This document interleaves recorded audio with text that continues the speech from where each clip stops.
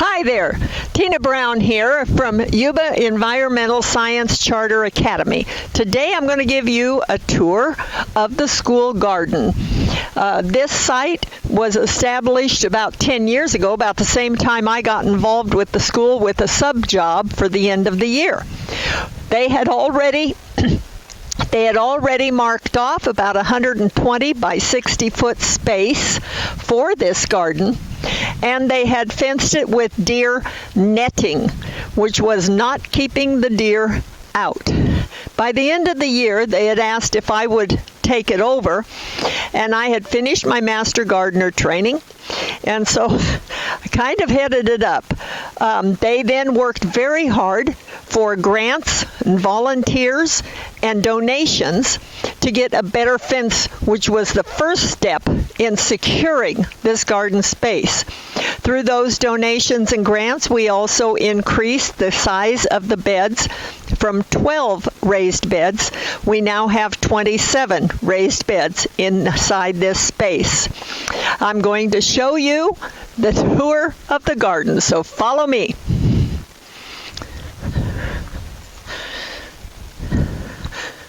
No matter how good a fence, without the gate being closed regularly, it does not help. Inside here, this first bed has put forth a glorious production of native weeds.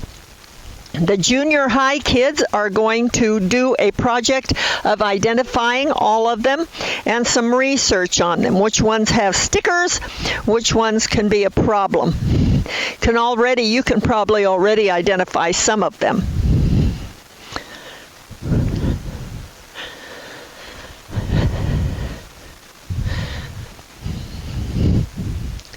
The next 2 and 3 beds, here, and here, have become flower beds.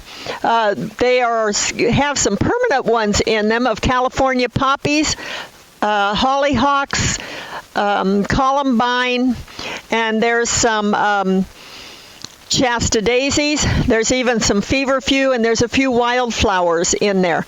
It's also home to a lot of little toads and lizards. We still have some beds that are dormant right now.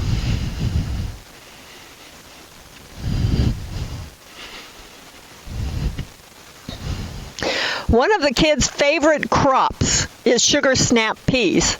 And I had, last year when the kids left in March, I had crops in here with nobody to work them or to harvest them.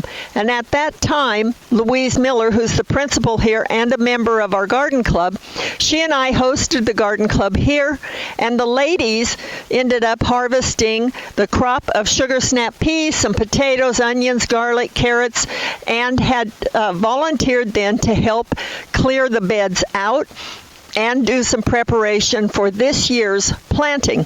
So this bed and this bed are sugar snap peas, and they're starting to make some climb on the trellises we put up for them.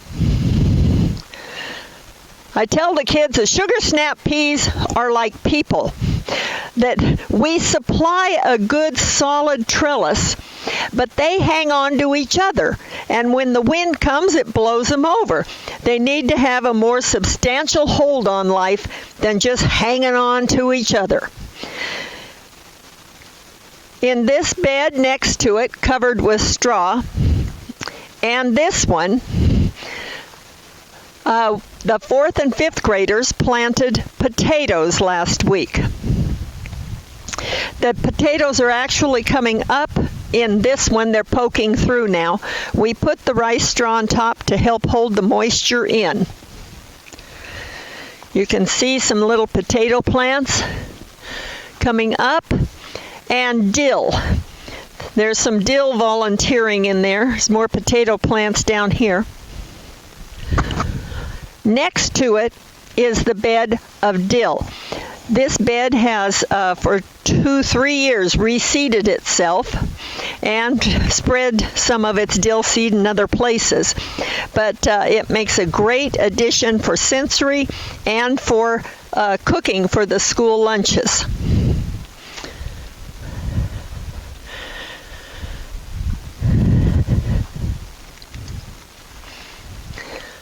This bed has wheat in it. The wheat is a project for the first graders, for harvesting, for threshing, for grinding, and we use it each year with some English language stories of the Little Red Hen, and some other incorporation of showing them how our grains come to us and how they become part of our food supply. I can see now we've got some weeds in here that need to come out too. It's netted because when we first plant, the quail like to come in and eat all the seeds. And then when it heads, I still have to keep the quail out because they'll come in and harvest before we can. On the end of the garden, there are 3 compost bins. We built these out of recycling old pallets and have boards on them such that we can take the boards out and reduce the space so that we can dig out the compost. But with last year, with little or no help from any students, the compost has kind of just sat there. Come over and see our fruit trees.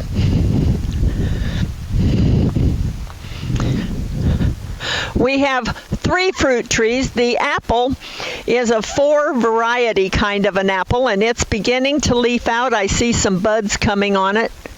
I see some bugs on it also.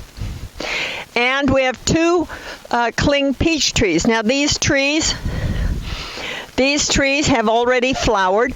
These were volunteers in my compost at home, and I brought them down and put them in when they were just barely sticks, and they have liked it here, and they've grown pretty well. So we'll see this year if they try to put something on. We have 2 beds of strawberries here and one over here. I've seen some blossoms that are just starting to come on them. These are netted to keep the birds out of them. This rose bush started off as a cutting from the Marysville Community Garden. It's a beautiful yellow rose. The deer have pruned it back periodically. When they get in, it's usually the first thing they go for, and they have nibbled away, but it's got a lot of new growth coming on it. In this bed, I have also, at the end, stuck in some cuttings from grapevines, and the buds are beginning to swell. So I know some of these are going to take. And when they do, we're going to transplant them to make a grape arbor. In the very center of the garden, we had our first greenhouse.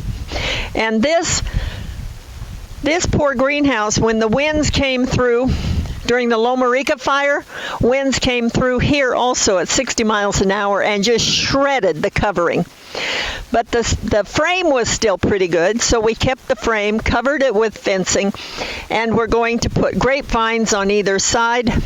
This year I may also put some cucumber and some gourds to grow up over the top. And it will become a grape arbor. Because there's no point in making a greenhouse out of this anymore when we have a new greenhouse that is very large and commercial sized. When they did the beds, they gave us a couple of odd-shaped ones. This one, last year I had sunflowers in it that were 5 and 6 feet tall. This one has our sundial in it, and it also has oregano and mint growing. Our scarecrow, every year we have had see that pretty face? Every year we have had a contest on the face design for our scarecrow, but last year it didn't happen. So our scarecrow is getting very droopy, and this next year, about October, we will have a contest again, and the one who wins will be able to do the face they want, and we probably need to put new clothing on it too. Down here we have one half of an experiment that the second, third graders are in with cabbages. The teacher had gotten them involved in a contest put out by Bonnie Seeds. Bonnie Seeds sent them these little these little cabbage plants. Each child has one identified by the spoons with their name on them. And half of the class planted them outside. The other half are planted on the inside of the greenhouse. They were afraid for a while that these had died because we had a really bad hailstorm and it kind of beat them down, but they are all alive and they are growing. We have some beds of herbs, and so I bring students out for some sensory lessons with some oregano, some mint, thyme, purple sage, and it's just starting to come up some milkweed. Ted Barnicott had given us some milkweed plants. I planted them in here, and the first year we did have a caterpillar that actually did make it to cocoon. We haven't seen any caterpillars since, even though the milkweed has done great and it's even produced a lot of seed. These 4 beds, which currently have some weeds in them, are going to be the home of the kindergarten pumpkin patch. The kindergarten children planted seeds in 4x4 pots that are in the greenhouse, and when they have sprouted and become, at least get to the first leaf, we will plant 4 in each box, and this whole inn then can be a pumpkin patch. We have a new shelter here in the garden. When COVID hit, outside education was the big thing. Be outside, the more you can, the less contagious you are.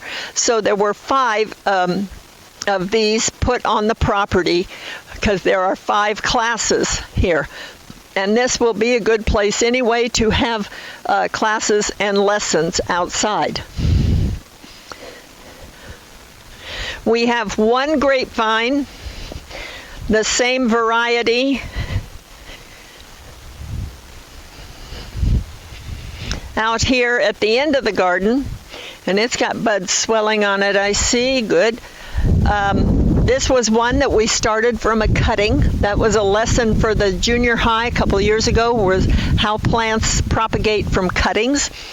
And it has gotten big enough to have a few grapes on it if the birds don't get them all. Now, let's go see the greenhouse. Make sure our gate is closed so that we don't have a problem with the deer. This is our greenhouse. We got a very large grant about 3 years ago, and it afforded us being able to have this greenhouse installed that's about 120 feet long and 30 feet wide. The sides do roll up to give some ventilation and let cross air come through. And it let the squirrels in too. Come on in and see what's inside.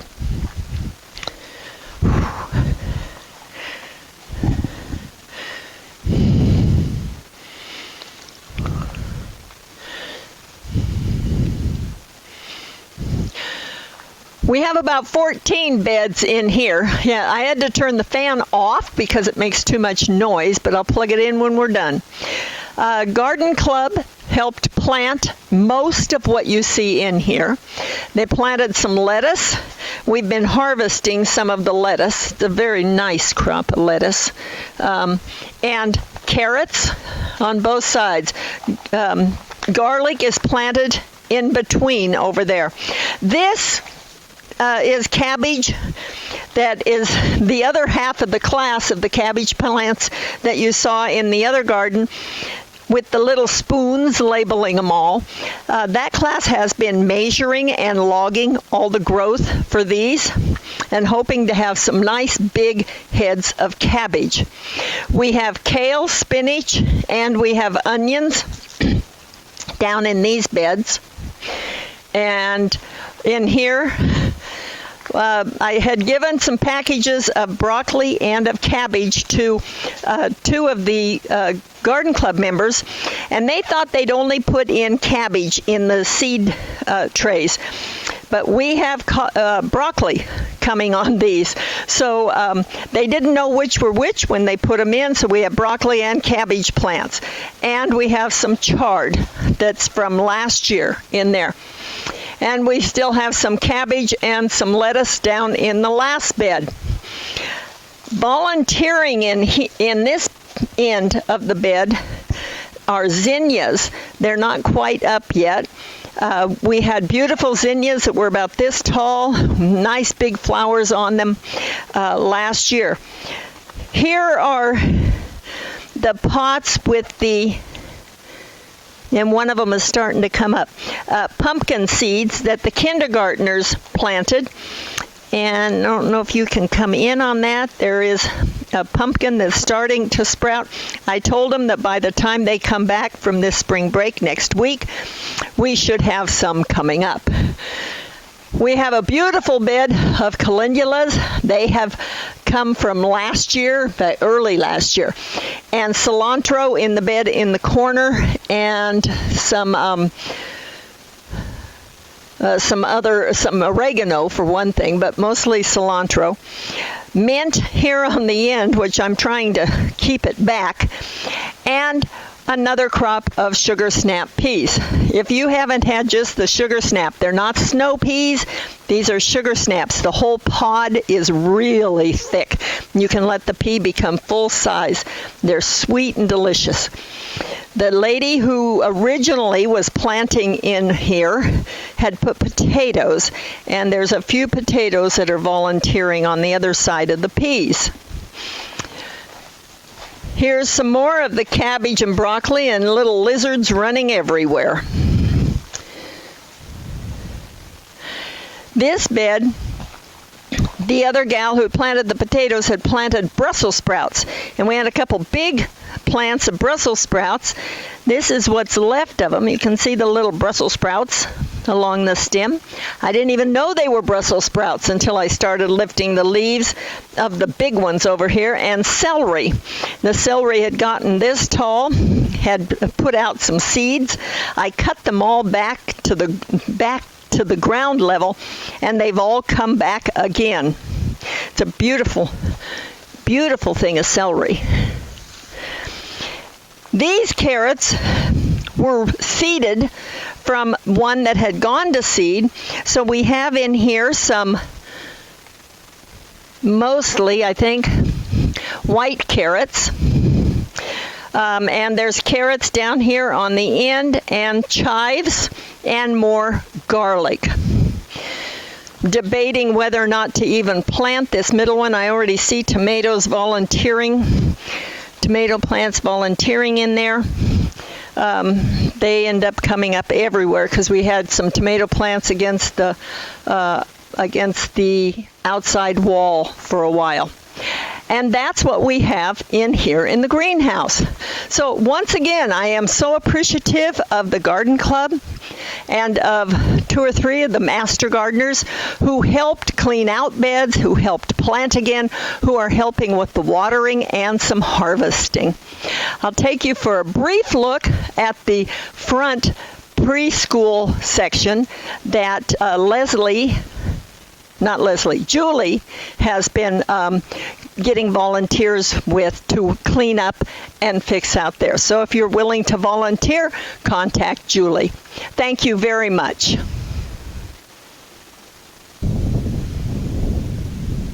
I'm standing in front of our preschool grounds. This was a program for outside learning, and Julie has taken on the task of cleaning up the path and cleaning up some of the weed area. Linda Kofi, I know, helped clean out the beds of this garden area on this side. They have a lovely little house, but the main point of all of it is outside learning. So anybody needing volunteer hours, contact Julie, okay? And thank you very much.